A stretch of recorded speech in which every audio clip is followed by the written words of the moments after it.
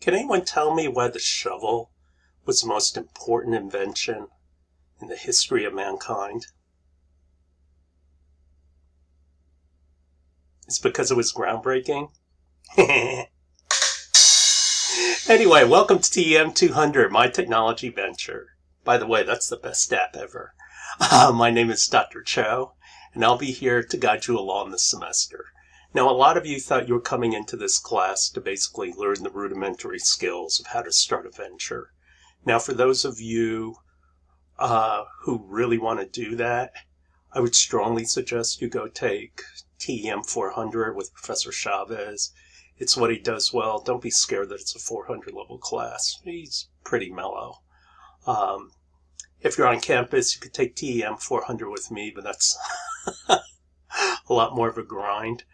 So I've taken this class and changed it. And part of the reason why is in TEM, we have way too many classes where you get a group together and then you come up with an idea and then you go do customer discovery and then you do a business model canvas and then you do fill out all these forms and frameworks and stuff like that.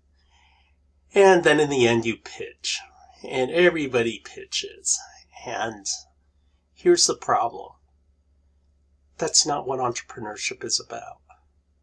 And so it doesn't do you, it does you a disservice. And so what I'm here to do is to help you think like innovators. Why?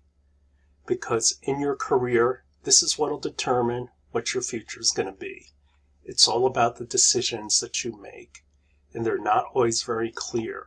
And so, how do we teach you to think and have the skills to be able to get through this? These guys, I was sitting back thinking, okay, well, if it's not all these frameworks and everything else that they shove down your throat, then what is it that makes you a great entrepreneur? And then I started thinking about the great entrepreneurs, and they did all have something in common. When they look at problems, they have vision. They see how their idea from where they are to where they want to get to, they see the entire road through all its complexity and everything else. They know how to make good decisions. A lot of you will see this, and you'll look at that and say, what the heck is that? Some of you will be able to put some life and formation around it to start to understand what it means. Others of you will even have a greater definition, but those guys, they see this. That's the difference between them and you. And what I'm going to try to do for you in this class is get you more towards the marble than just a bunch of glass molecules. So, Dr. Cho, why on earth did they pick you to talk to you? Well, I've got some pedigree. I've got 4 college degrees, including a doctorate in electrical engineering and MBA. I have minors in chemical engineering, mechanical engineering, and creative writing and literature. That's actually my secret weapon. When I have to compete against people who are thinking like engineers, I start thinking like a writer. I'm a big art of war believer, and the art of war states never go toe-to-toe with somebody unless you're superior or even. You go with your strengths against somebody's weaknesses. So why on earth am I going to go up against them like that? For those of you who are here interested, because I get asked this question all the time, why on earth Ohio State? Yeah, there was a woman involved. I'll leave it at that. I've got a bunch of publications, and they've been all different kinds of disciplines. I've also published here since I've been at ASU, which is really hard to do when you don't have any funding. And I own 31 patents. The most famous of those is the microgyroscope. You have 3 of them actually in your cell phone. Thanks to me, you can play video games on your phone. Yeah. It was a big enough deal that Steve Jobs talked about it. My doctoral thesis is actually in textbooks. There are different textbooks out there where you can find my thesis. It's really kind of weird because I'm flipping through this book and I'm like, wow, that looks familiar. Anyway, I'm not an academic guy. I'm an industry guy. And so my career, I started from the bottom. I got my hands dirty. I dug ditches. I dug graves. And the reason why is because in today's grave digging, they just bring in a backhoe and, dig it up. Back in the East Coast, where things are a lot more congested, in graveyards, people buy plots. And so you can't get a backhoe in there unless you're going to start running over graves. So they still hire people to dig those ditches. And I got to tell you, that was a tough job to get. People were dying to get that job. Anyway, I bust tables, I repo cars. Man, that was a good gig. We got paid $75 per car. And me and my friend JD, we were working as janitors for $3 an hour. So, yeah. Unfortunately, JD had a record, and that's why we got fired. Anyway, I became a bench engineer, and I worked my way up that. And then I realized I wanted to get into the product end, so I got into management, middle management, and I made it to the C-suite. I was chief technology officer of a startup, and today I'm a lecturer with TEM. I got tired of just making people money. I wanted to do something that made me feel better about myself. And in my career, I've had a 30-year career before I came here. I've been part of startups, government labs, mid-size companies, Fortune 500. But the one thing in common, all of them, is I was an innovator. They brought me in to change their businesses. I've worked in different places around the world, primarily in Europe and East Asia.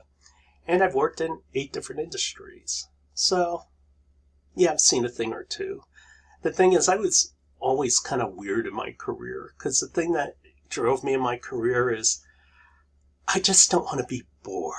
I mean, after doing so many labor jobs, the thing I learned is I don't want to work in a job where I'm staring up at the clock, wondering when is this day going to end.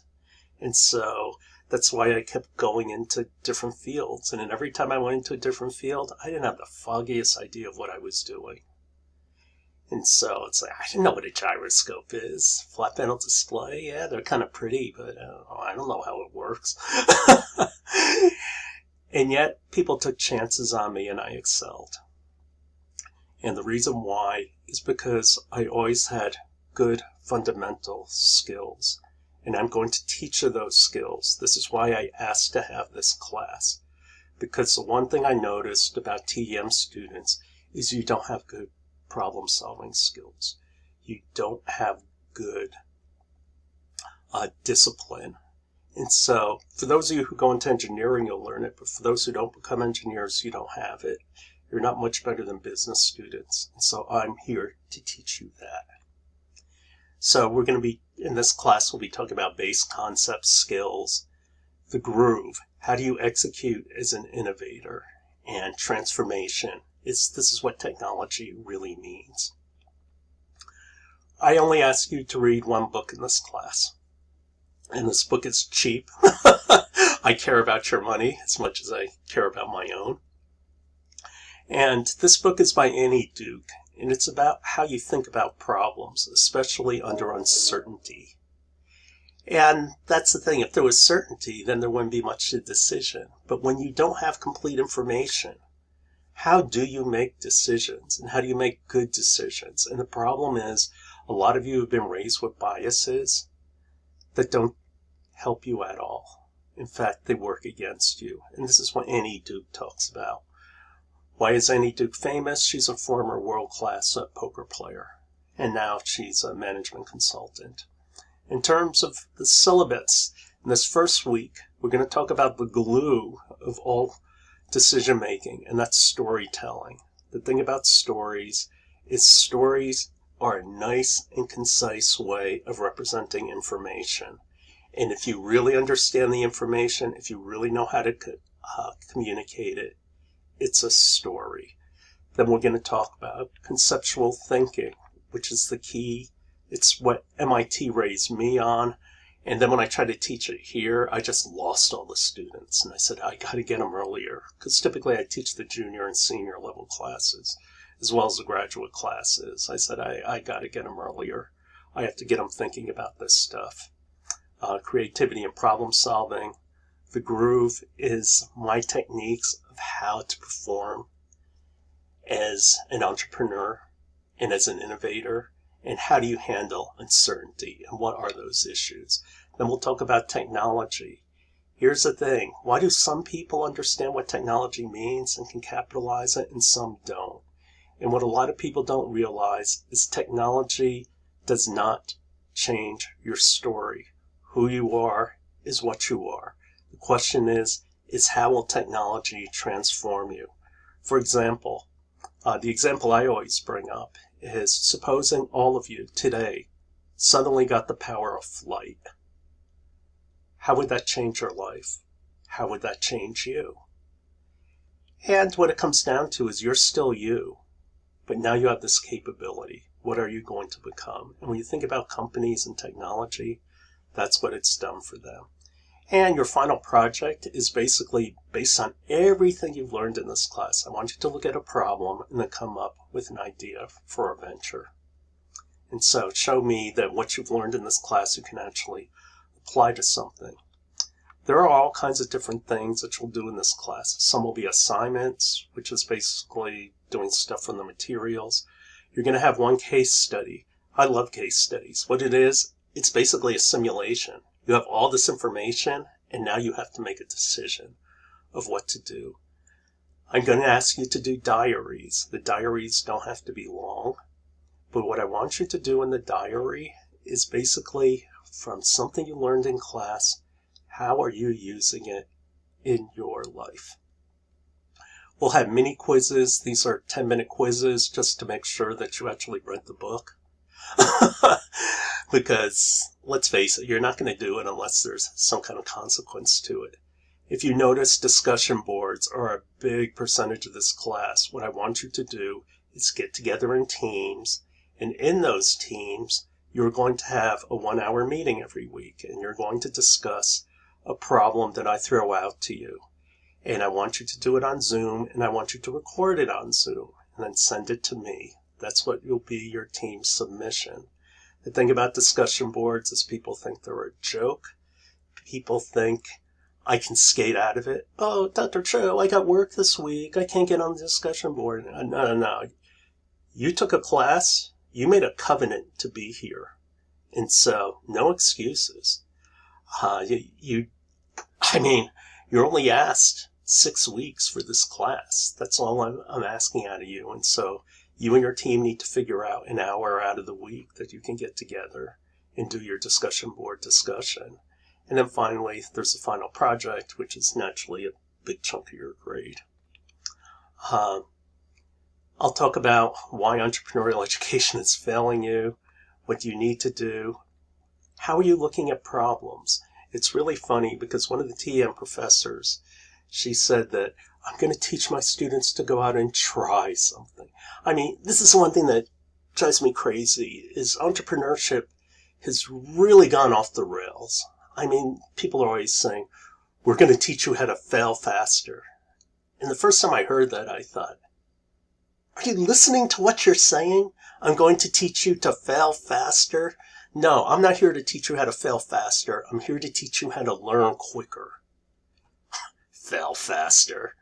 And the thing is, the problem is it's created this mentality, like pivoting.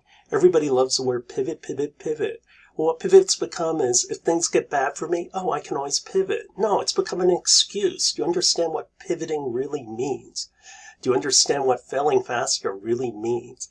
And then they tell you, I just want to encourage you to try something. Get past your fears. Go ahead and do something. And that's the damn dumbest thing I've ever heard. Here's the thing. Anytime you have uncertainty, it is a game. And what I want you to do is think about that game, analyze that game, and think about how you're going to do it. And to think about in every game, there's a nature to the game. If you understand what that nature is, what the central issue is, then you know what problem you really need to be looking at. And that's what looking at problems as space is. When other people, when they look at problems, they see a straight line of what it is they're supposed to do. It's because that's all they understand. Instead, hopefully when you walk away from this course, you see a problem, you see space. You see how all the elements play together. And therefore, you start to become like Musk and Gates and everything else. Here's a little video to get you started with this class and what the attitude towards this class is. And that's your minds are mush.